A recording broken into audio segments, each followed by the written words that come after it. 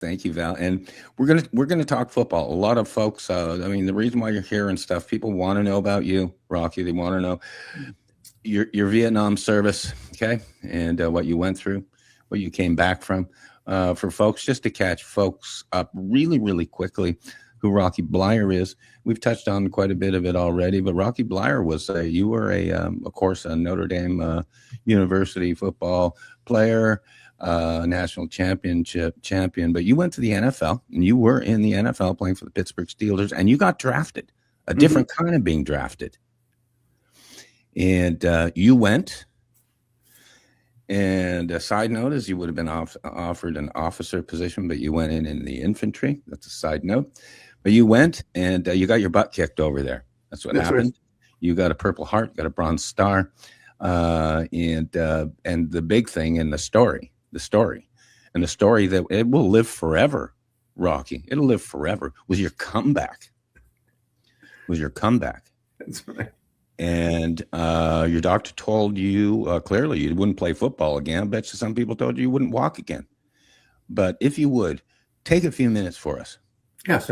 And just tell us your story. I will. What you do for our U.S. veterans, because you're serving every day, like the Captain James McCormick's, like the Val and me, like the so many others. Tell our viewers your story, and then we'll give you some more questions. I will do that. Just as you roll up in those pictures, a little side note, which is that there's a couple of pictures that I had of me in Vietnam, and so on.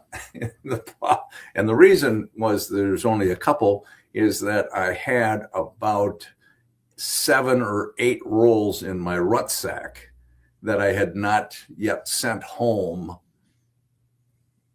on the day we ran into enemy activity and so on. So somewhere in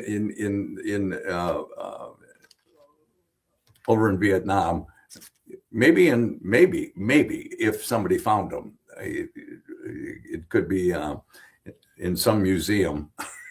Pieces found of old pictures of they may be there, but anyway, so I lost all. So these are only several pictures that I have left of that memory. But anyway, as I left off talking before, and I was with the Steelers and made the Steelers, and I got a chance to play that season, that rookie season, 10 of 14 games. And as we well know, it was 1968. It was the height of the war that was going on in Vietnam. We had our most troops over there. We had over 500,000 troops over in Vietnam. And the draft was very evident in people's lives, especially coming out of college. At that time, and you were eligible for the draft coming out of high school, you're eligible for the draft. And so a lot of people were getting drafted. Now, so I got drafted by the Steelers, and the Steelers said, well, don't worry, we'll take care of this for you, whatever that meant, meaning that hopefully they get me in a reserve or the National Guard, as a lot of young people were doing at that time to fulfill their obligation and not necessarily to go over to Vietnam. Vietnam, obviously, let's put in perspective, was not necessarily a popular war. People coming back from Vietnam were looked down upon.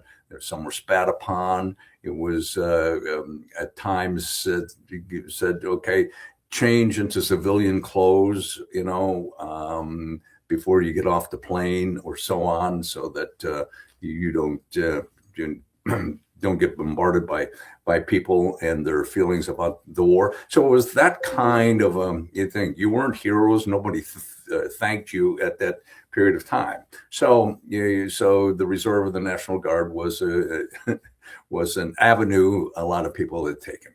Anyway, time had gone by. The season started and the games are going on, and so all of a sudden, I said, hey, has anybody heard anything about getting the reserve or the National Guard?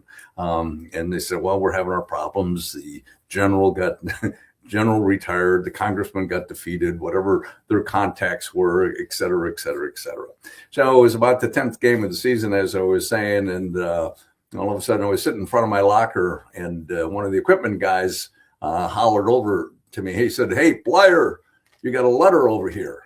Now, the locker room, there was, like all locker rooms, lockers, around the walls, players in front of each locker. In the middle was a laundry basket and a couple tables where all the fan mail would be deposited for the players. It was a place I had never visited from the first day of training camp up through the 10th game of the season.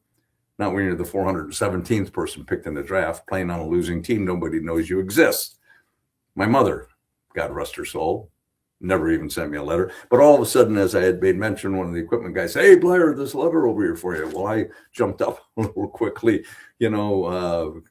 sauntered over the table thinking, now, who's writing me a letter? Maybe it's a Notre Dame fan that wants an autograph from a former captain. And I perused through the mail, and my God, there it was, my first piece of fan mail. And I picked it up very tenderly, opened it up, slipped out the paper inside, unfolded it. It was from my uncle. My Uncle Sam, it said, "Greetings. We'd like to inform you that you've been inducted into the armed services of your country." Now, that was the worst fan letter I've ever received in my life. But like everybody else who got drafted, there was no lottery back then. I was not necessarily embracing my soon-to-be current change in life. And so there was options out there. Everybody was looking for an option. My goodness gracious. Unlike today, but at that time, some people were leaving the country to do that. And some people enlisted. That was a 4-year commitment. Being drafted was only 2 years. And so all of a sudden you start looking at ways maybe to fulfill your obligation. But anyway, I fell through the cracks and I got my draft notification. As I read that letter, it said to report the next morning at 8 a.m. to the AFI stations to be inducted into the armed services. Well, that was the worst fan letter I've ever received. But anyway, things turned up, and all of a sudden the next morning, boom, I'm gone. And gone to basic training, which everybody went through, and then advanced infantry training, flew home, said hi, goodbye, got my orders to report to Vietnam. And so I got to Vietnam in May of 1969. I was up in I Corps with the Americal Division, 196th Brigade, 4th of the 31st Infantry, Charlie Company, 1st Squad, 1st Platoon. And I was a grenadier. I carried the grenade launcher. And it wasn't until August as we were up in I Corps, and there was a lot of enemy activity going on, at least from the information that was shipped down to our unit. There was a push by the Marines who were north of us, and we were to be a retaining force as they pushed the Vietnam into our area. And so we're out on patrol, and we knew the enemy were in the area somewhere. I was probably 8th in line carrying my grenade launcher when all of a sudden our point man hollered, "Gook, gook," and shots broke the stillness. And the enemy started to run, and he started chasing and pulling everybody out in the middle of a rice paddy, when all of a sudden, out of nowhere, this machine gun started just to level the area, and bodies were diving left and right. And I jumped into a rice paddy to the left of me, crawled on my hands and knees. There was another rice paddy below us. 4 guys were pinned down out in the open over there. And I saw where the action was coming from. And I rolled over my side, breached my grenade, when all of a sudden I felt a thud in my left leg. It started to burn and bled, and I was hit for the first time that day. And I discharged my round, and eventually we dropped back behind into some protective area. The enemy moved forward, and we set up another defensive position. And when all of a sudden they got close enough, and I saw a grenade come flying through the air, and it hit my commanding officer right in the middle of the back, bounced off, rolled between my feet, and before I could get out of the way, as I jumped, it blew up, and then blew up through my lower legs and my right foot and my right knee. And again, we were another firefight until sister platoon fought its way down and dragged us out of there. We got to security area.